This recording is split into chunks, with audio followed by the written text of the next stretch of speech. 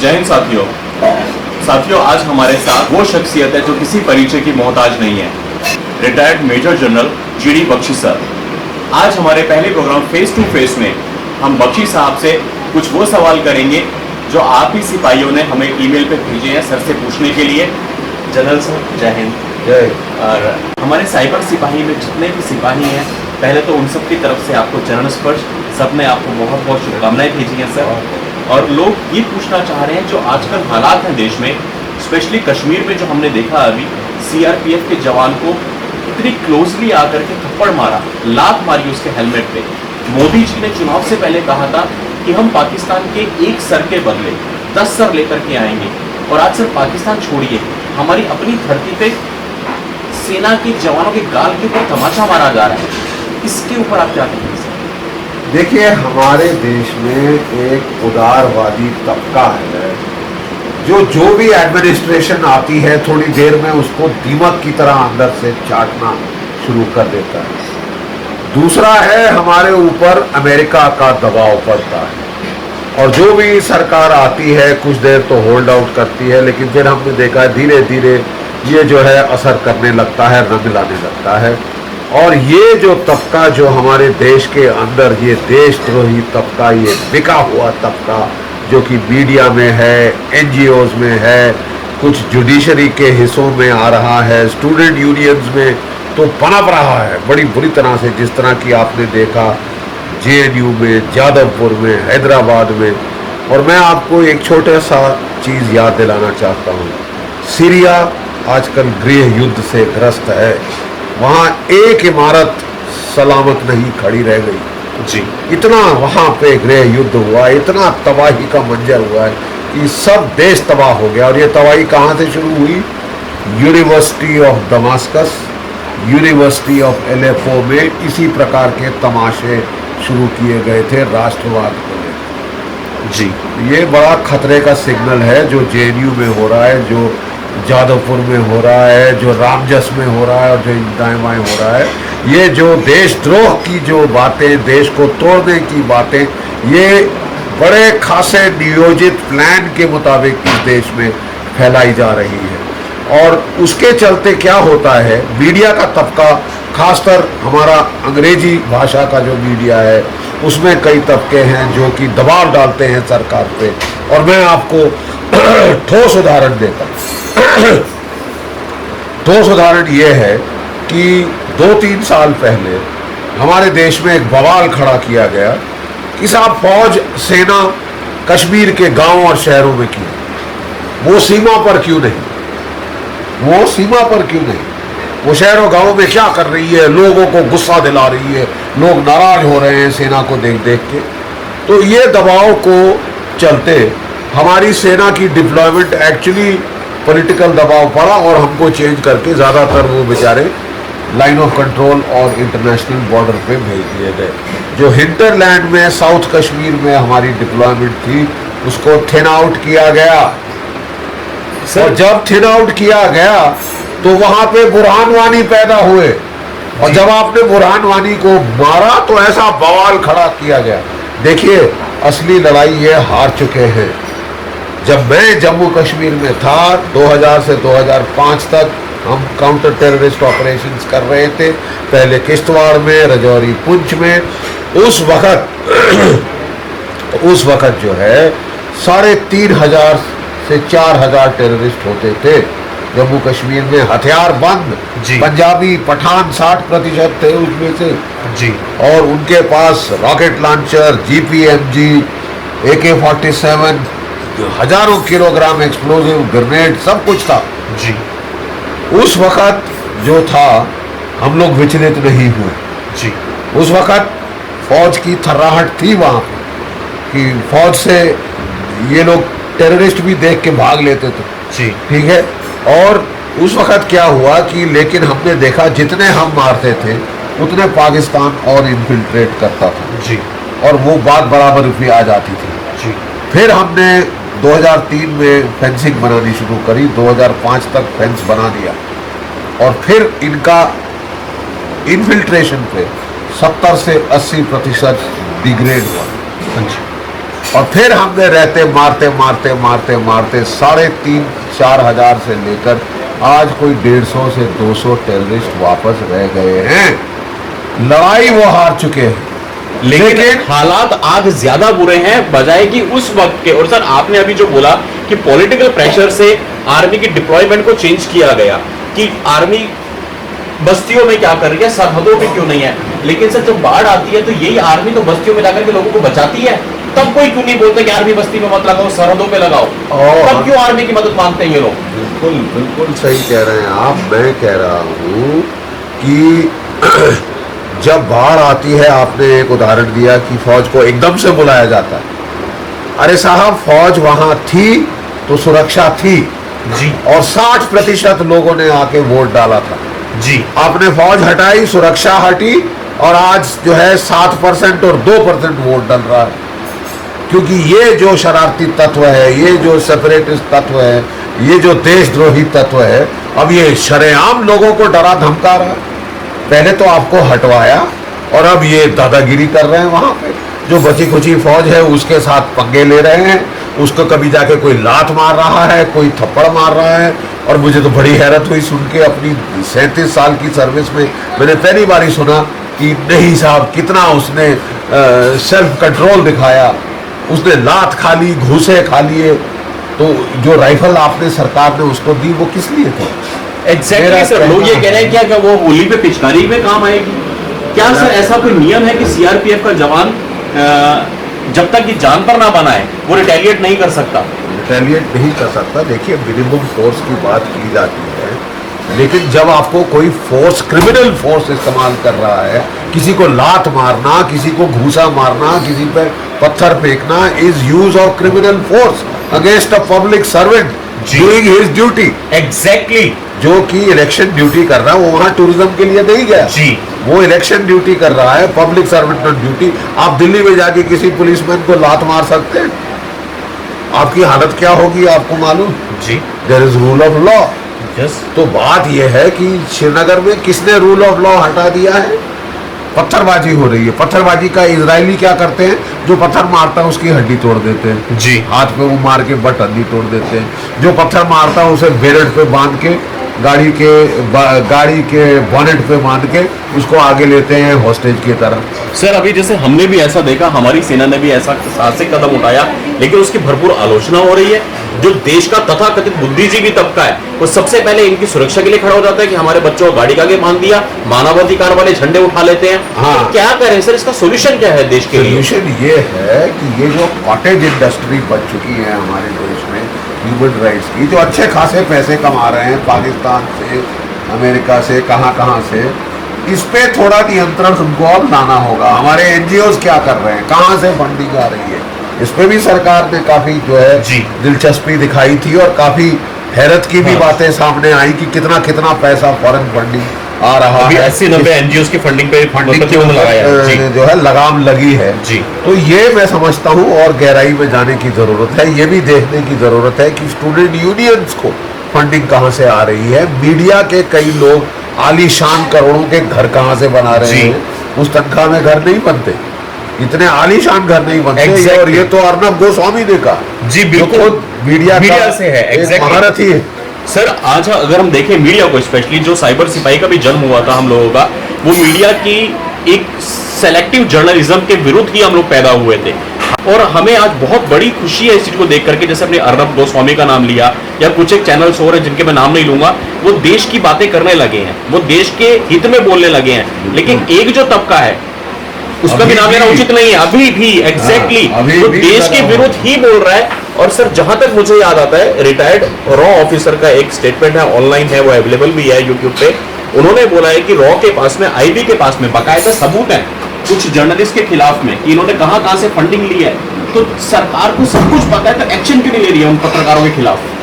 देखिए, हम भी उसी के इंतजार में हैं। हमें बहुत उम्मीदें थी जब ये सरकार आई, खासकर हम वेटरन्स को, हम जो भूतपूर्व सैनिक हैं, कि बहुत कुछ होगा। थोड़ा बहुत हुआ भी है जी, लेकिन जितना हमको उम्मीद थी अभी तक हम वो देख नहीं पाए हैं।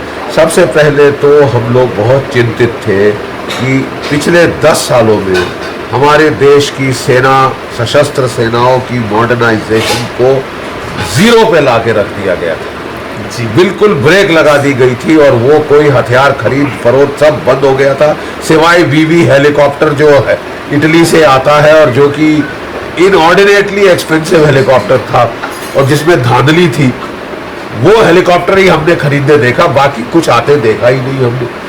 और ये जो बाकी जो लोग हमारे देशद्रोही तबके जो कि जेएनयू में पनप रहे हैं, यूनिवर्सिटी में पनप रहे हैं, मीडिया में पनप रहे हैं, कई बॉलीवुड में है, बॉलीवुड में पनप बहुत बड़ा तबका है। आपको याद होगा बख्शी सर, जब अभी पिछले दिनों 2016 की बात है, सलमान खान ने कोई बयान दिया था पाकिस्तानी कलाकारों को लेकर के, तो एक और बॉलीवुड के बड़े अभिनेता जो कि अब दुनिया में नहीं रहे और हमारी सनातन संस्कृति हमें सिखाती है कि दिवंगत आत्मा के बारे में आप कभी गलत नहीं बोल सकते, तो बिना कुछ गलत बोले उनका नाम लिए बिना मैं कहूंगा, उन्होंने ऑन रिकॉर्ड सर टीवी पे एक अच्छे खासे बड़े न्यूज चैनल पे एक सवाल पूछा गया कर्नल थापर जो शहीद हुए थे कारगिल में, उनके उनके उनके पिता के सामने जी। ये सवाल था उनसे कि एक बच्चा परसों कश्मीर में 24 साल का फौजी हमारा शहीद हो गया, तब उस अदाकार ने, उस नामी गिरामी एक्टर ने बोला, किसने कहा था फौज में जाने को। सर जब ऐसे सेलिब्रिटीज फौज का अपमान करेंगे तो हम किससे उम्मीदें करें? देखिए, ये बहुत ही ये लज्जा की बात है, शर्म चुल्लू भर पानी में डूब मरने की बात है कि ऐसे लोग पनप रहे हैं और बड़ा बड़ा बड़ा वो प्रॉस्पर कर रहे हैं इस देश के अंदर, क्योंकि ये साफ जाहिर करता है कि क्या मूल्य आपने अपने माता पिता से लिए हैं, क्या मूल्य अपने खानदान से, अपने स्कूली पढ़ाई से लिया है। मूल्य विहीन एक कल्चर पैदा हो रहा है कि पैसा पैसा और केवल पैसा, मैं और मैं, कितना मैं पैसा बटोर सकता हूँ, खा सकता हूँ, चाहे अच्छे से चाहे बुरे से, चाहे देश को बेचकर, चाहे कुछ भी कर कर। ये जो मानसिकता जो आपकी आ गई है, मूल्यविहीन मानसिकता, इसके ऊपर अब आपको पूरा जम के लड़ना होगा। सबसे पहले आपको इस देश में, इस देश के स्कूलों में मूल्य जो है वो वैल्यूज वो देनी पड़ेगी और the first value is nationalism, patriotism, देशभक्ति का वैल्यू, जज्बा कहाँ सिखाते हैं आप स्कूल में? कि हमारी जो शिक्षा पद्धति है, जब तक आप इसमें ट्रांसफॉर्मेशन नहीं लाएंगे, आप देश में ट्रांसफॉर्मेशन नहीं ला सकते। इस प्रकार के लोग मुंह खोल के बोलेंगे, इनको तो छोड़िए, एक बिहार के नेता ने बोला, अरे वो तो फौज में मरने ही तो जाते हैं, उनको पैसे मिलते हैं मरने के, उनको पैसे मिलते हैं, उनको तनख्वाह मिलती है मरने की। अरे साहब, केवल वेश्याएं पैसों के लिए काम करती हैं, जो इज्जतदार लोग हैं वो इज्जत के लिए काम करते हैं, वो इज्जत के लिए लड़ते हैं, इज्जत के लिए, अपने देश की इज्जत, अपने वतन की इज्जत, अपनी पलटन की इज्जत, खुद की निजी इज्जत के लिए लोग अपनी जान न्यौछावर कर देते हैं। ये उन लोगों के समझ के बाहर है जिन्होंने कभी मूल्य ही नहीं सीखे, ना उनके माँ बाप ने उनको सिखाए। ये मुट्ठी भर लोग हैं जो देश के विरोध में बोलते हैं, ये जरा सा तबका है, मुट्ठी भर तबका है, लेकिन आवाज बड़ी ऊंची है, क्योंकि प्रायोजित है, सारा प्रायोजित है, पैसा बहुत है पीछे, और इनके पास में 24 घंटे लाइव आने की ताकत है, सबसे बड़ी चीज जो इनके पास में है। देखिए, मैं IIT मद्रास में वो सेना के ऊपर लेक्चर देने को बोलते, मैं सेना पे लेक्चर दे रहा था, सब कुछ बड़ा अच्छा जा रहा था। कश्मीर, क्योंकि उन्होंने राष्ट्रीय सुरक्षा पे भी बोलने को कहा था, कश्मीर की बातचीत आई। जैसे मैंने कश्मीर पे बोलना शुरू किया तो मैंने देखा कि कुछ हलचल हो रही है ऑडियंस में। मैं हैरान रह गया कि IIT तो बहुत ही ऊंचा संस्थान है, यहाँ क्या हुआ? तो देखा साहब, एक मुट्ठी भर कश्मीरी वहाँ के ऑडियंस, वो जो थे स्टूडेंट्स, जो कि मेन कोर्स नहीं कर रहे थे, ह्यूमैनिटीज का कोर्स कर रहे थे, मेन कोर्स नहीं कर रहे, ह्यूमैनिटीज का कोर्स कर रहे, उन्होंने नारेबाजी शुरू कर दी और दंगल फसाद शुरू कर दिया। और हम लोग हैरान रह गए कि बात क्या हुई। और उनके साथ बीच में मिले एक वामपंथी जो वहाँ स्टूडेंट लीडर थे, और वो बड़ा चिल्लाने लगे, ये करने लगे, वो कर। लेकिन फिर जो अगला हुआ उससे मैं हैरान रह गया। अगर यहाँ हरियाणा में होता तो हमारे जो जाट लड़के वो मार मार के सीधा कर देते, क्या करते, कुछ भी, वो बिल्कुल चुप करा देते। तो लेकिन IIT मद्रास तो बेचारे पढ़ने लिखने वाले लड़के, मोटे मोटे चश्मे वाले, लेकिन मैं हैरान रह गया। वहाँ के लड़के उठे, उन्हें पकड़ के उन्होंने चुपचाप करा के बिठा दिया कि चुपचाप लेक्चर सुनो, जो सवाल करना है सीधे से सवाल करो। तो वो तो बैठ गए। मैंने पूछा तुमको सवाल पूछते, मेरे से सवाल पूछो, मैं भी जम्मू की पैदाइश हूँ। जी उतना हक है मेरा जम्मू कश्मीर के बारे में जितना बोलने तुम्हारा के लिए है। जितना तुम्हारा है। जी। जम्मू कश्मीर है, जी केवल कश्मीर नहीं है, जी राज नहीं है कश्मीर का जम्मू जी। के ऊपर, लद्दाख के ऊपर, उसके जी। ऊपर वो उसकी कॉलोनीज नहीं है। जी। और ठीक है कश्मीर कि भी है तो सर हमारे ऋषि का है, और कश्मीर का इतिहास कश्मीर भी हमारा है तो पूरा का पूरा जम्मू हमारा है। एंड कश्मीर हमारा है। इसमें अगर किसी को कोई शक है तो अपना दिमाग जाके डॉक्टरी जांच कराए। जी और मैं जब वहां था तो मैं वहां के लोगों को बोलता था, देखिए किसी भलेखे में मत रहिए, कश्मीर पे आज भी भारत का परचम फहरा रहा है। जी। आज से 10,000 साल बाद भी भारत का परचम फहराएगा। जी ये जब आप गिठान में बांध के रख लेंगे तो आपको तकलीफ कम होगी, जी तकलीफ कम होगी, क्योंकि आपको लोग बेवजह भड़का रहे हैं, जी। आपको लोग बेवजह आपको जो है तूल दे रहे हैं और आपको वो बहका के इस तरह आपका जिंदगी का नाश कर रहे हैं, आपके कैरियर्स का नाश कर रहे हैं, जी आपकी टूरिज्म का नाश कर रहे हैं।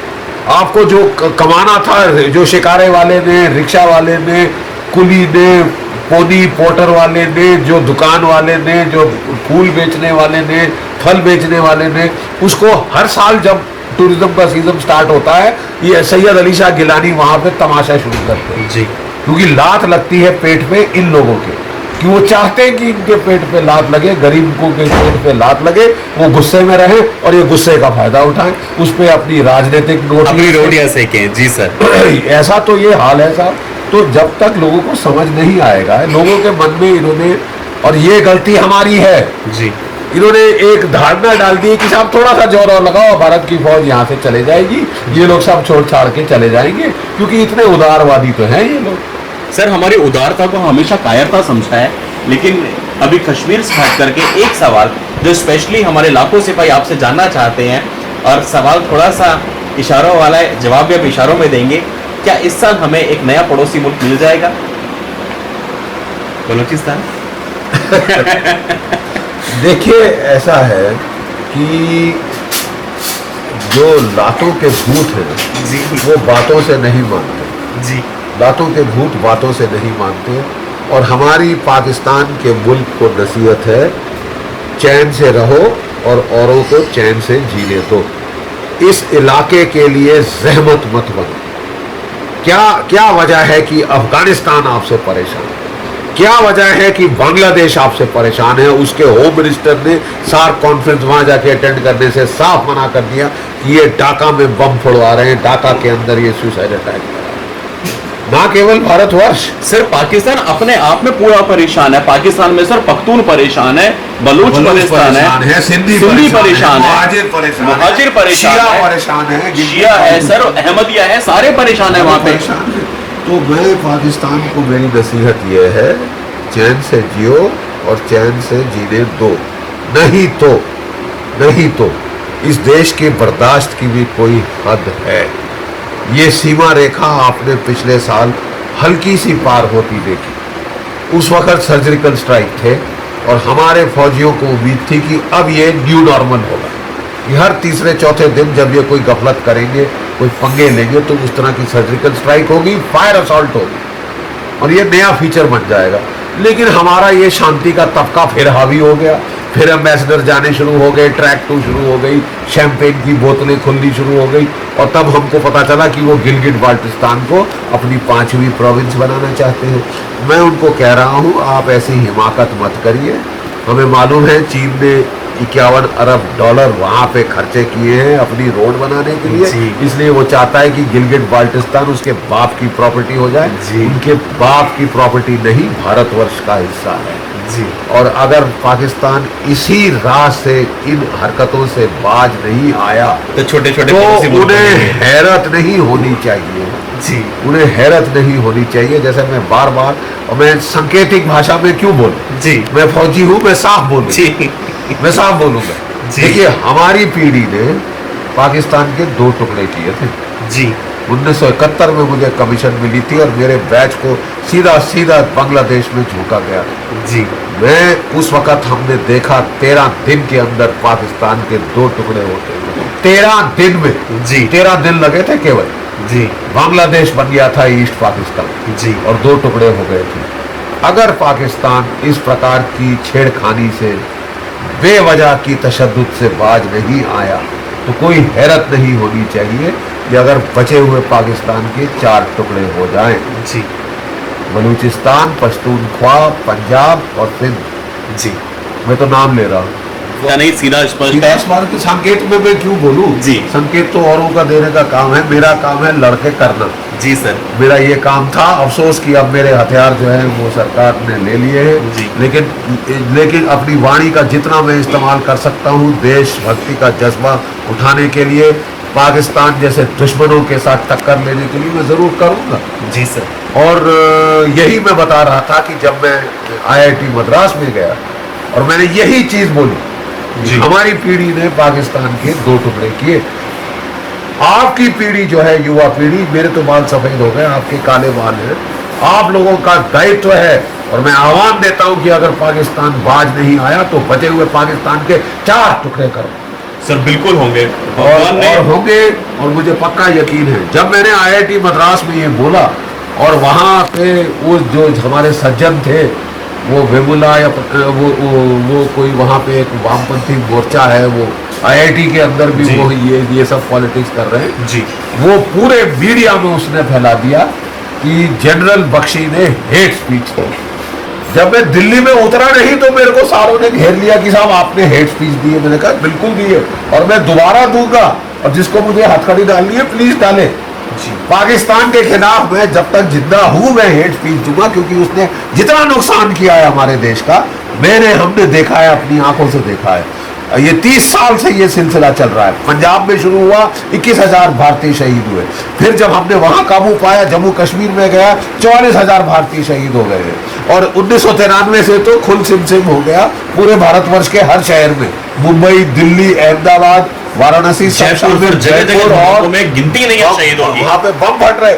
सर यहाँ पे एक सवाल ये उठता है बख्शी सर कि जब इतना सब कुछ है, आपको मालूम है, मुझे मालूम है, आम आदमी को सबको मालूम है, तो सरकार को तो सब कुछ मालूम हो गई, तो हम अमेरिका की तरफ भीख क्यों मांगते हैं कि इनको आतंकी देश घोषित करो? हम सबसे पहले मोस्ट फेवर्ड नेशन का तबका क्यों नहीं पाकिस्तान से हटा लेते? हम क्यों नहीं करते, कदम उठाते? ये देखिए, राजीव चंद्रशेखर जी ने यही बिल इंट्रोड्यूस किया था हमारी पार्लियामेंट में, और हम लोग तो उस दिन हमें सदमा लग गया।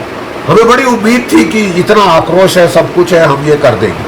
हमें ये नहीं मालूम था तब तक कि अमेरिकी दबाव पड़ना शुरू हो गया है कि नहीं, बातचीत करो, बातचीत करो, बातचीत करो। और हमारी आधी से ज्यादा पार्लियामेंट, क्या कोई 75% पार्लियामेंटेरियन उस दिन मिसिंग थे।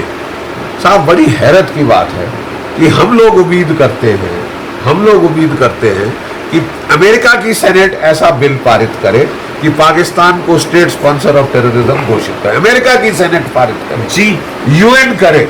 हम नहीं करेंगे। क्यों साहब? क्योंकि आप बड़े ज्यादा नोबेल पीस प्राइज के इच्छुक हैं। वो लालसा आपकी लाल टपका रही है क्या कि आप नोबेल पीस प्राइज हासिल कर लेंगे कि पाकिस्तान ने इतना नुकसान किया, 80,000 भारतीय मारे, क्या कीमत है भारतीय? पर सर ये तो 56 इंची सीना है अब तो देश में। 56 इंची सीने की भाषा थी कि अमेरिका की तरफ क्यों भागते हो? अरे पड़ोस में जाओ ना। ये 56 इंची सीना के बयान थे ऑन रिकॉर्ड सर। अब वो सीना क्यों नहीं दिख रहा हमें? ऐसा है कि मेरा मानना है कि जो सैन्य तैयारी हो जानी चाहिए थी वो अभी तक नहीं हुई। और मैं भी 56 इंच का सीना उस वक्त दिखाना चाहूंगा जब मेरे पास सैन्य शक्ति पूरी आ गई है। बातों से नहीं होती ये बात। लात मारनी है तो बूट पहनना होगा। जी, ये बूट अभी बन रहा है। पर सर समय कम है। हम ये ना मान के चले कि हमारे पास 15 साल है, ये मान के काम करेंगे और 2 साल बाद हम दोबारा नहीं आएंगे। उस स्थिति में क्या करना है हम? और यही मैं जिस मजलिस में जाता हूँ, जिस मैं ग्रुप में जाता हूँ, जिस स्कूल कॉलेज में जाता हूँ, तो यही कह रहा हूँ कि वक्त बहुत कम है। हमको जल्द से जल्द अपनी सैन्य शक्ति को बढ़ाना चाहिए। मनोहर पर्रिकर जी आए थे, वो IIT के थे, वो बहुत कुछ समझ गए थे जी, काफी काम हो रहा था। अब हमने देखा कि गोवा को प्राथमिकता दी गई देश के बदले, और वो वहां चले गए, उनको वहां भेज दिया गया। अभी तक हमको फुल टाइम डिफेंस मिनिस्टर नहीं मिला। अब जेटली जी के कंधों पर फाइनेंस मिनिस्ट्री का कार्यभार है, जो कि जिसमें वो सक्षम भी है, भारी बहुत लोड अच्छा है, है, जी। बहुत अच्छा लोड है। लेकिन क्या संकेत हम दे रहे हैं कि एक फुल टाइम डिफेंस मिनिस्टर की जरूरत नहीं है इस देश में, जी। जबकि इतनी तेजी से हमारे हथियारों दुश्मन बढ़ का रहे हैं। एक्विजिशन करना है। 10 साल से जिसमें चक्का जाम था, जी उसको अब आगे बढ़ाना है। वो आ जाएगा तो सब कुछ अपने आप आ जाएगा। जी सर। और हमारी साइबर सिपाही के 1 लाख सिपाही आपसे एक दरख्वास्त, एक विनती करना चाहते हैं सर। हम लोगों ने एक सपना संजोया इस साल, जब 26 जुलाई को पूरा देश कारगिल विजय दिवस मनाएगा। हमारे पास यूजुअली कुछ जरिया नहीं होता अपने तरफ से हम सेना को क्या दे सकते हैं, हम कुछ भी नहीं दे सकते। क्या कर सकते हैं सिवाय एक डीपी चेंज करने के। तो इस साल जब 18वीं जयंती पूरा देश सेलिब्रेट करेगा कारगिल विजय दिवस की, हमने सोचा है हम 18 लोकेशंस पे आर्मी के जवानों के लिए, उनकी फैमिलीज के लिए ब्लड डोनेशन कैंप लगाएंगे। और हम इसमें सर आपका आशीर्वाद और आपका सहयोग भी चाहते हैं। क्या आप इसमें हमारी मदद करेंगे सर? मुझे बहुत हर्ष हुआ सुनकर, बहुत प्रसन्नता हुई। और हमारे सारे सेना के जवानों को, जो सर्विंग हैं, जो भूतपूर्व हैं, हम लोगों को बहुत अच्छा लगेगा। एक बहुत ही खून का रिश्ता जो है, एक बहुत ही सिंबल ऑफ सपोर्ट होता है। तो मुझे बड़ी खुशी होगी ये देखकर, और मैं सेना से भी बात करूंगा कि वो सेना के अस्पतालों में आपसे ब्लड लें, ब्लड डोनेशन आप लोग करें। एक बहुत ठोस ये जेस्चर होगा।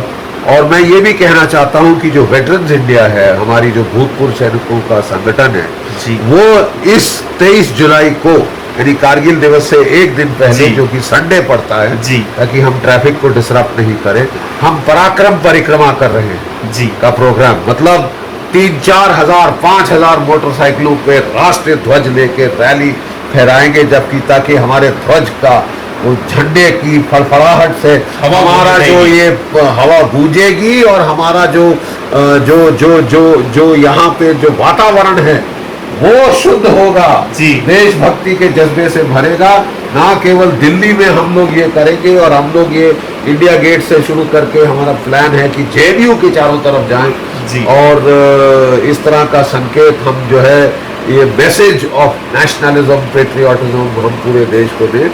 ना केवल दिल्ली राजधानी में, मुख्तलिफ शहरों बल्कि में हर करेंगे ये। मुख्तलिफ शहर में राष्ट्रीय ध्वज के साथ। जी। राष्ट्रीय ध्वज की फड़फड़ाहट जब वो आप मोटरसाइकिल पे जाते हैं तो वो सारा फैलती है। जी। देखिए तिब्बती लोग जो हैं बौद्ध धर्म में, वो लोग हर पास पे वो ये प्रेयर फ्लैग्स लगाते हैं, ताकि उन पे जो लिखी जो जो जो प्रार्थनाएं हैं, वो हवा के देवता, वायु के देवता जाके पूरे वातावरण में फैलाते हैं। तो हम चाहते हैं कि जब हमारे देश का ध्वज फड़फड़ाएगा हमारी हवा में, मोटरसाइकिलों के ऊपर, तो वो देशभक्ति का जज्बा हमारे कण कण में, वायुमंडल में भर देगा। ये अपने आप ये देखकर खुद ब खुद हम सर 23 जुलाई को जितने भी हमारे साइबर सिपाही होंगे वो इस पराक्रम परिक्रमा में पूरी तरह से शिरकत करेंगे, पूरी तरह से हिस्सा बनेंगे इसका। क्योंकि सर आप साइबर सिपाही के साथ आज जो मुलाकात है, हम लोग धन्य हैं सर। हम अपने आप को साइबर सिपाही बोलते हैं, पर आप वो एक्चुअल सिपाही हैं।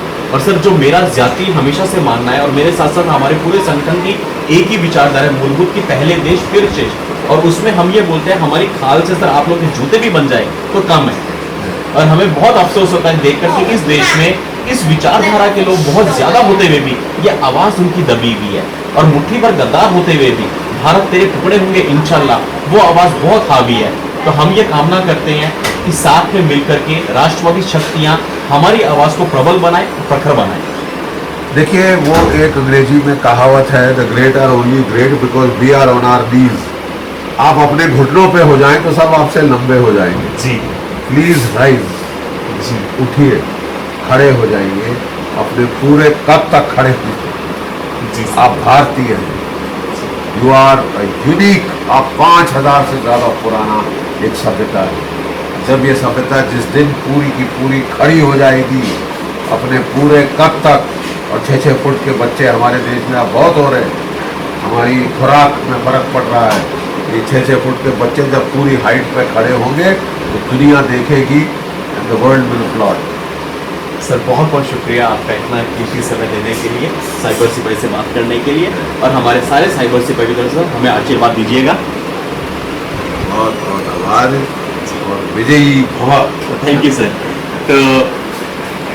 तो साथियों, ये थे major general GD Bakshi sir, जिन्होंने अपने दिल की सारी बातें बिना किसी सांकेतिक भाषा के खुल्लम खुल्ला एक फौजी की तरह रखी। और हम सबके लिए आज का दिन बहुत बड़ा दिन है। साइबर सिपाही के इतिहास में आज पहली बार हमारे कैमरे पे एक असली सिपाही आया है।